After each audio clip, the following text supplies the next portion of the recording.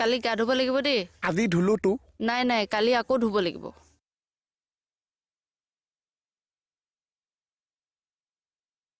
এই ধুব লাগিব। ধুব লাগিব। ধুব লাগিব। এটা কাম কৰক, কি? মোক চুচৰাই বাথৰুমটোলৈ লৈ যাওক।